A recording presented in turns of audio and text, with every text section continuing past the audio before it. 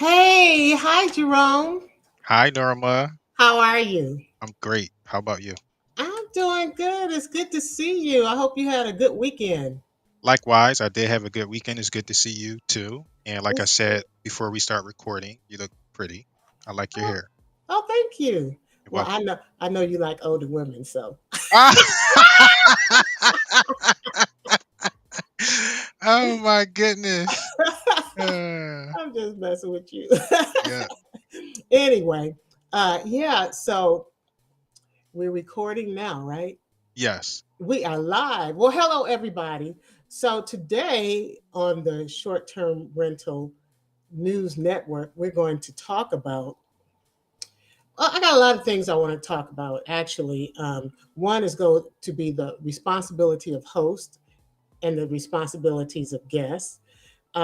Another thing is I'm just going to talk about some things that are affecting short-term rentals for the summer. Because we always look forward to the summers and things picking up. And here in Columbus, we have a lot of festivals. And so, what is going to impact people coming to your city? I think one of the things that you may have heard about, Jerome, they're threatening a pilot strike. No, I have not heard about that. Pilots? Yes. Like air pilots. Yeah, airplane pilots. Wow. So they want more pay, etc. And well, just like the folks that run the trains, they got a 34% increase over the next, I think, 10 years or something like that. So it's not all at once; it's incremental. But yeah, so they're threatening a strike. The four major carriers: United, Delta, Southwest, and American. Wow. And so they actually picketed. United pilots picketed this week, and the thing about it is the thing that we have going for us as short-term rental host is that the federal government runs is over the FAA, and they can mandate that you can't strike, but you really can't stop people from doing what they really want to do, right? Hmm. Yeah. So I'm hoping that they will be able to work it out because we need people to come and travel to these locations where people have short-term rentals. Well, but I have always, well, my husband and I have always taken like two vacations a year with me and him, and then two vacations me and the kids because he couldn't travel as much as I could. Um, but we would take short day trips, like for example. Now, have you ever been to the Poconos, Jerome? I have. I have. Wonderful. I have not. I've heard a lot about it, but I think it might not. When I say a day trip, I'm saying someplace that's like 4 hours within four Yeah. hours driving time. Hmm. But my mother-in-law's husband used to work in the Poconos, and they said such nice things about it. And so I'm thinking that I'm going to be brave enough this year to go to the Poconos because I'm always worried about bears. Okay. And Poconos here in Pennsylvania, right? Yeah. Okay. Yeah. Yeah. What did you like about it when you went? Probably not the same thing everybody else likes, but I like that it was like closed off. It was distant. Kind of like the mountains, and I like cold environments, so Ah, I appreciated it. It was very quiet, away from people, so I enjoyed mhm. that aspect of it. And they had some activities. I can't remember. It's been like 2 or 3 years, but I enjoyed it. It was fun. So took my Well, family, my children. We did the just kids enjoyed like it? ourselves. Yep, they liked it. Okay. So, did they have amusement for the kids or anything? Yeah, there are some amusement. There are places I just don't remember where Mhm. and what they were exactly. Well, if the kids liked it, that's important to me because my one of my grandchildren lives in Coatesville, Pennsylvania. Hmm. So she comes here for several weeks in the summer, and we always take her with us wherever we're going. So I just wanted to know if she would like the Poconos. My husband would love it because he's more of an introvert. He's not really like me. He's more of an introvert, and he likes He likes being with the bears and tigers and stuff. Yeah, that's me. I'm like that too. So, yeah. Yeah, and we actually live near a reserve, and so he goes walking over there, and I told him, I'm not going with you because on a windy day, I have seen trees that have just come down, and you don't know, it's a random thing. You might get hit by a tree. You might get hit by a car. Well, yeah, that's true. That's more See? likely, isn't A it? truck, right? What's more likely to happen? The Yeah. tree falling or a car or somebody, so Yeah, well, pros he and cons loves for going each. over to that reserve to walk. So, Yeah. and I go with him sometimes, when if it's not a windy day. So yeah, that's what's going on with travel, the Okay. concerns that we have with travel, and they're predicting that people are not going to be traveling as much. So we're certainly back to pre-pandemic levels with short-term rentals because as I indicated, one of the biggest reasons why we made windfall profits during the pandemic is because the hotels were closed. Hmm. So people had no place else to go but to a short-term rental, but the hotels are back open. People aren't getting no stimulus checks either anymore. So yeah, a lot of factors. And your when it's like hotels are back open, but I want to hear from you. Like, what's your experience? Like, what do you prefer, hotels or short-term rentals? And what are Myself like, personally, yeah, just you. Like, like some people might be like, you know what, I like the hotels because it is, and I like the short-term rentals because it is. I want to hear your perspective because I generally like the short-term rental, but you know, just well, to be honest with you, when you go to a short-term rental, my husband, as long as he doesn't expect me to cook, oh man, I'm okay with a short-term rental. But if we go to a short-term rental and the reason is you want me to cook, I'm going to a hotel. oh, why? Because they'll cook or they'll have food there at the Well, hotel yeah, they have a restaurant, you know, restaurant. Okay, but when you have a big group of people, especially, it's much more cost effective to do a short-term rental. But we okay, went to Annapolis, Maryland, to the sailboat show last year, and we stayed in a short-term rental right on the water, and it was really nice. Yeah, and I enjoyed that. Really, all the hotels were full, so we couldn't get a hotel. But I enjoyed just meeting the people in the area and going to the sailboat show.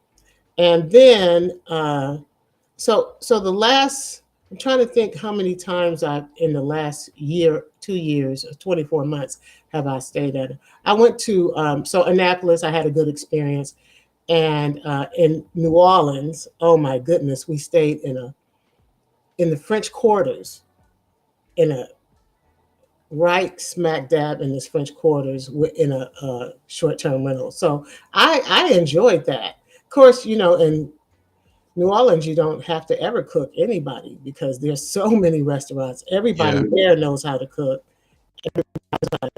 Play a restaurant is a great entertainment place, lots of history. And then now we did go down to Biloxi, which was about a 45-minute drive, and we stayed in a hotel there only because we were right there on the ocean, number one. Number two, they were still recovering from the hurricane.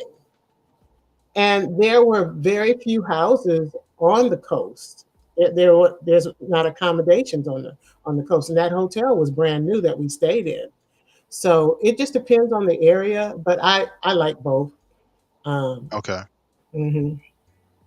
All right, like, and to go back to like the short-term rental and the airplane strike, is there anything that we can do to like help with that? Like, can we talk about it? Do we need to put a word out? Like, what should we do as short-term rental like advocates or people that supporting?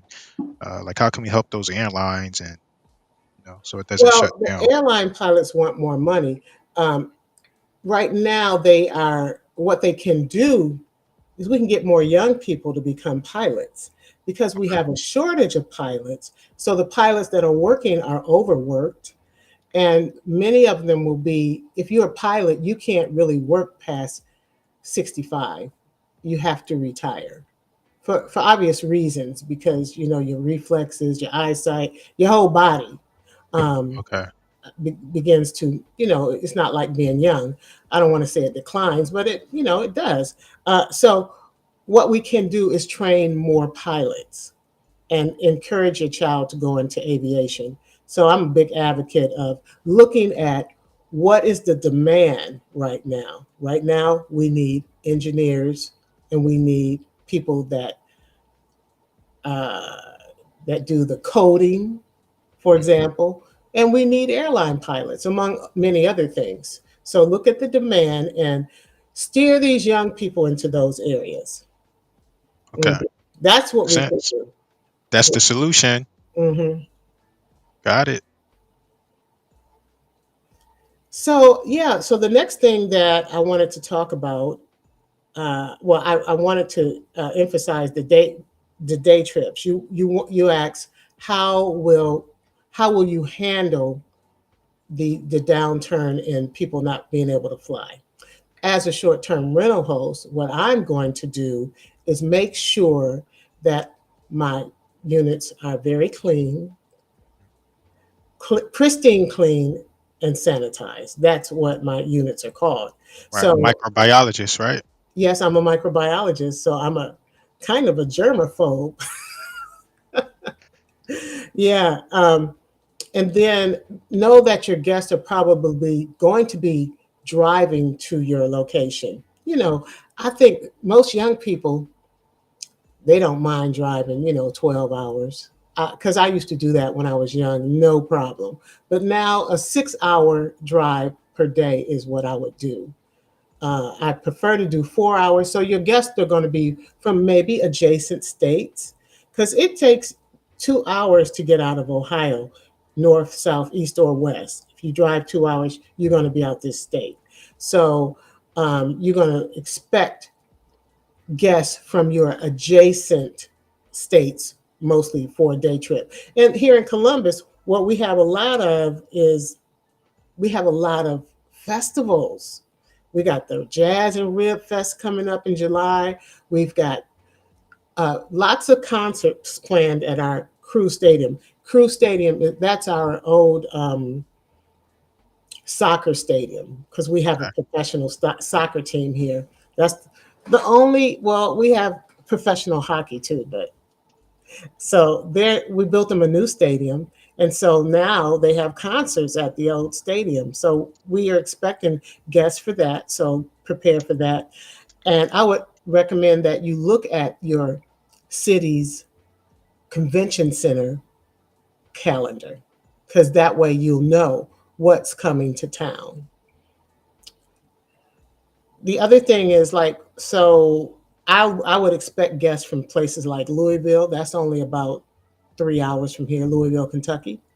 Hmm. Anyway, by the way, Louisville is a great place to visit, because they have the Kentucky Derby there and all these bronze statues of horses.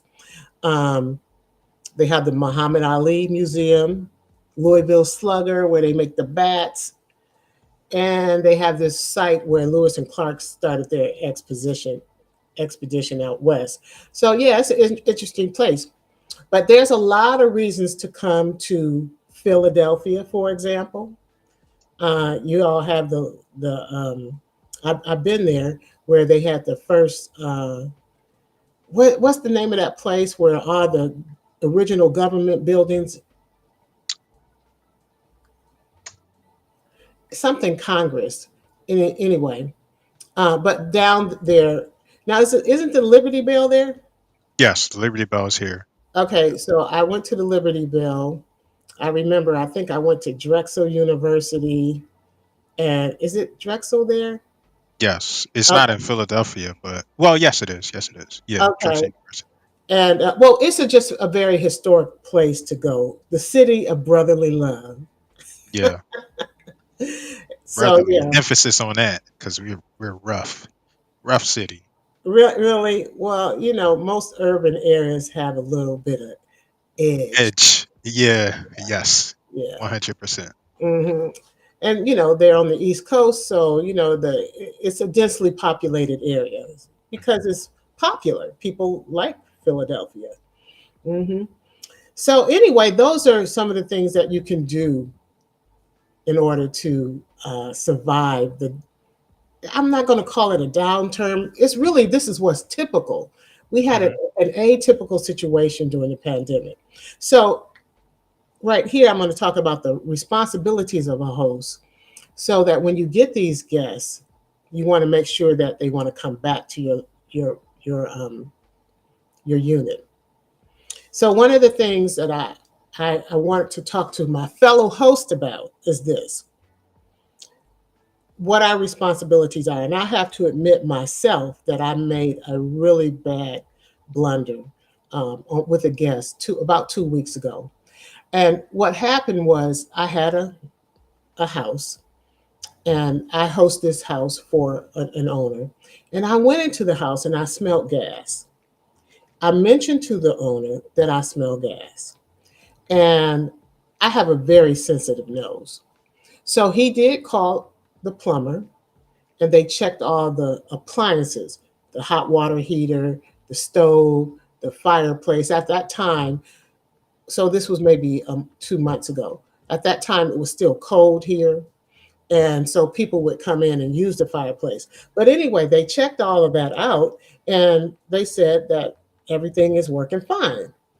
Well, it was true that everything was working fine, but I still smelled that gas. Now, since the pilot light was on at the fireplace, because it's a gas fireplace, I said, well, maybe that's the source of the gas. And maybe my nose is just really sensitive. Well, fast forward to about 2 weeks ago, we had a guest.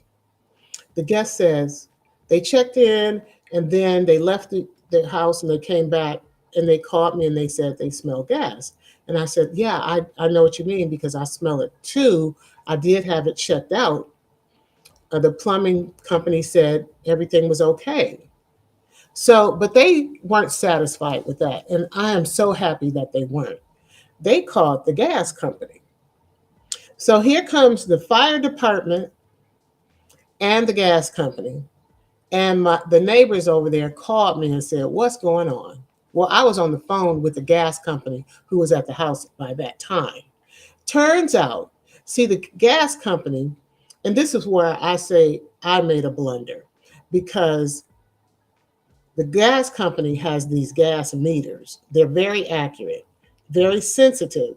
And when they put that meter, it's like a wand around that fireplace, the thing went crazy, indicating that it was gas. Then so they shut down they wanted to shut down. I take that back. They wanted to shut the fireplace down, but I couldn't remember where the key was. You know where you turn the gas on? Hmm. I had put that key behind the gas appliance in there, but it was just under that particular situation. Like when you watch Family Feud and you're trying to think of an answer. Yes. Yeah, Yeah. like that. But finally, I remembered when I calmed down, where the gas thing was to turn it off. So they turned off the gas to that. And then the gas company wasn't satisfied. They said they wanted to check all of the appliances. So they checked of the appliances. They turned off the hot water heater, so my guest couldn't take a hot shower. They turned off the furnace, so my guest did not have heat. The only thing that wasn't leaking gas was the stove, so they could cook.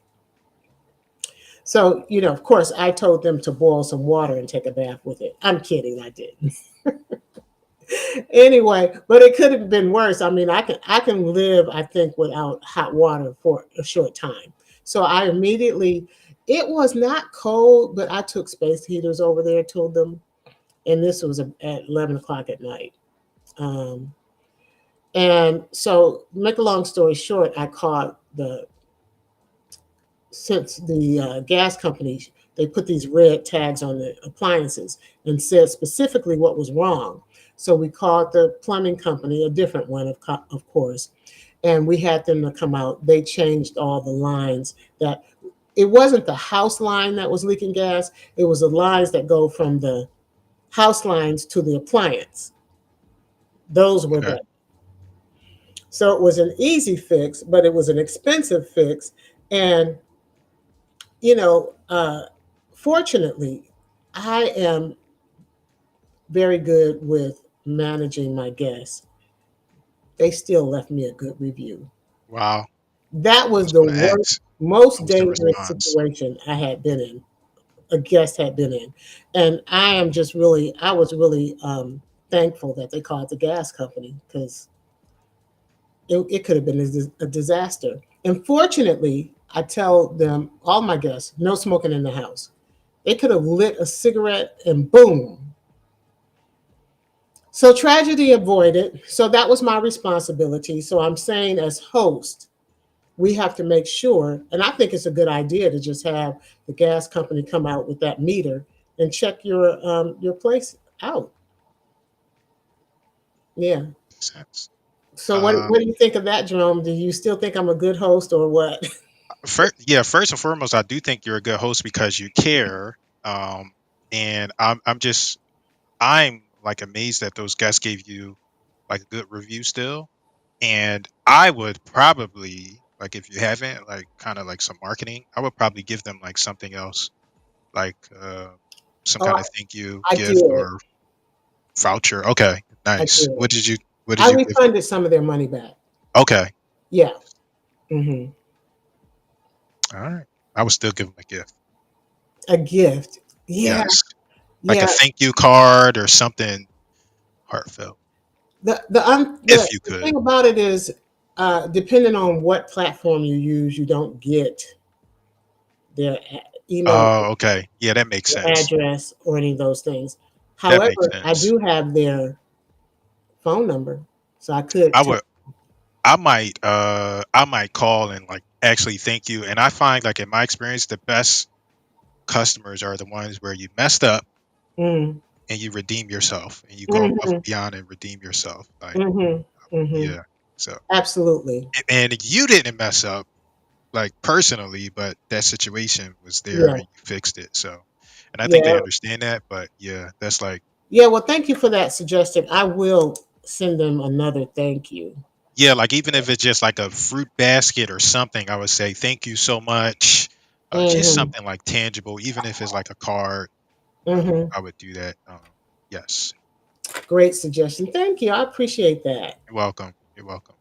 Because So, the fact that they still left you a review is it shows what kind of they're very understanding. And yeah, yeah, yeah. I think really if you build a good rapport with your guests from the beginning, prior to them even arriving, it really makes a huge difference. Because first impressions are the most lasting.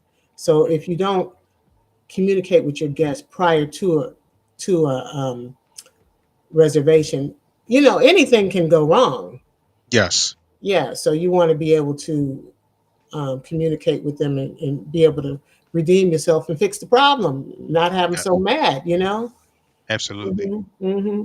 So, so the responsibility, like I said, of being a host. And another situation that came up, I had a guest that rented a house in the winter. And in the dead of the winter, this guest heard a knock on the door. She came to the door, and it was the gas company to turn the gas off.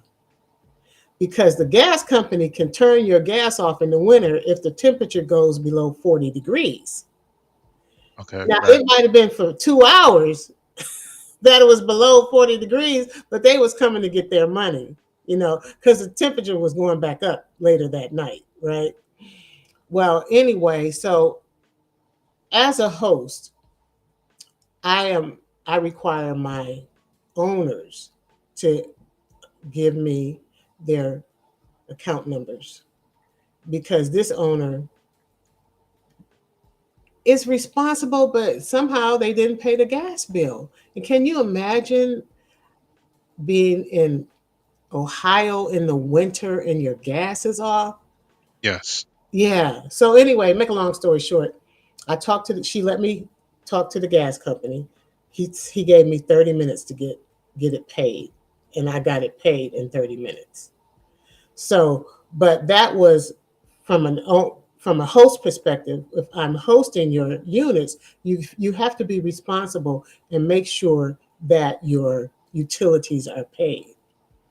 So that was the lesson. That's about the responsibility of host and owners. And then the flip side of that is guests do have responsibilities too. So one of my big things that I have a problem with is guests wearing makeup to bed. Now I know you want to look good when you get into bed with your man, but that makeup does not come out the pillowcases and stuff. And I want to push back on you on that. Okay, We don't care about makeup. you don't. No, men don't. We like natural. Oh, that's good. That's what my Ask husband. your husband. Yeah, women do makeup for themselves and each other. I bet you your husband appreciates you without the.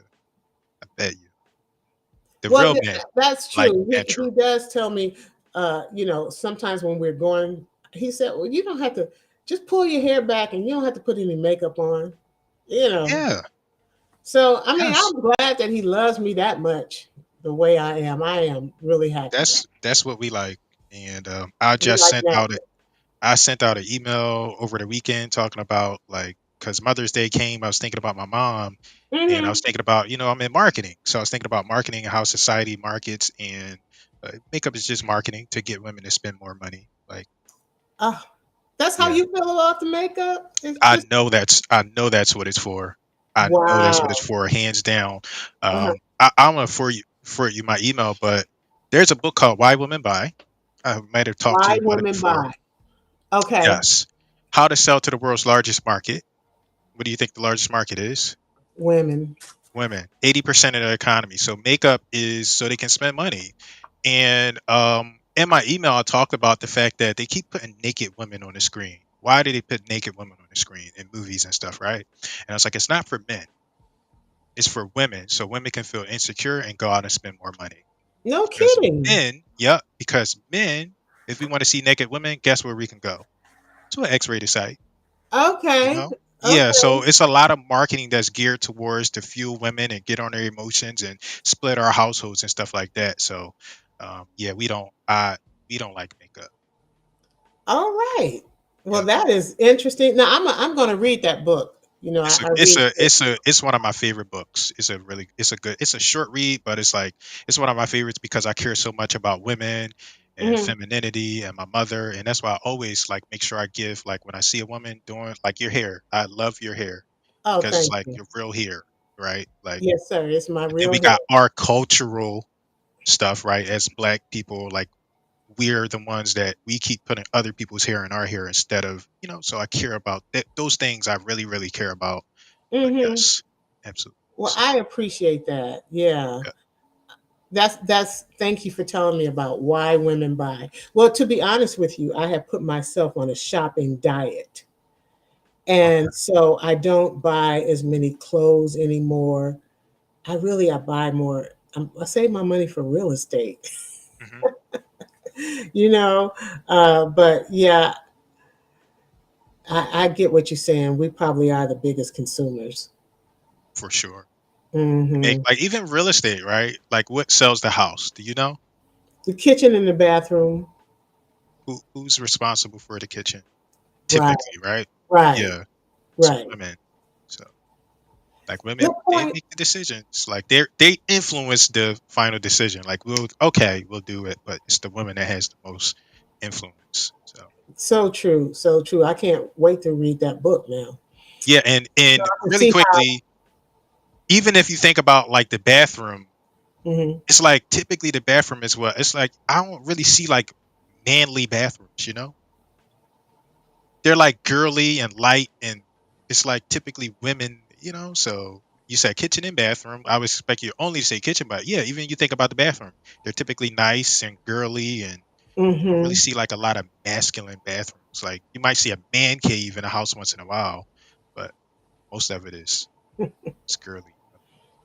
Well, that's very true, though. You are exactly right. So, yeah, I'll look forward to reading that, and then we can discuss it further. Yeah, and I want you to ask your husband which he prefers. He's gonna tell you the natural. Okay, I will definitely ask him. I hope he'll say it just depends on where we're going, Okay. because uh, that song "I Woke Up Like This," you don't Uh-huh. really want to see that. You uh, don't really want to see that anyway. So yeah, the makeup removing your makeup because it stains the pillowcases, and we have to get new linens. And I actually do say in my house rules, if you ruin the linen, you'll have to pay to replace them. You know, it's stuff is expensive. But I think also that wiping your feet before you come in, because I do change the rugs. I switch. I buy new rugs for the listings all the time. Um, and particularly if you have children, I had one guest. The child wrote on every wall with a crayon. I hope that was the child that did it. But anyway, it's this stuff, and I thought I was going to have to paint all the walls, but there was this stuff. It's called the pink stuff. So just so you know, you can get crayon off the walls and stuff off the walls with the pink stuff, and they don't sell it at every store, but you can Google it and find out where you can get it in your area because it was a lifesaver. Yeah, and I end up having to replace the towels, the sheets.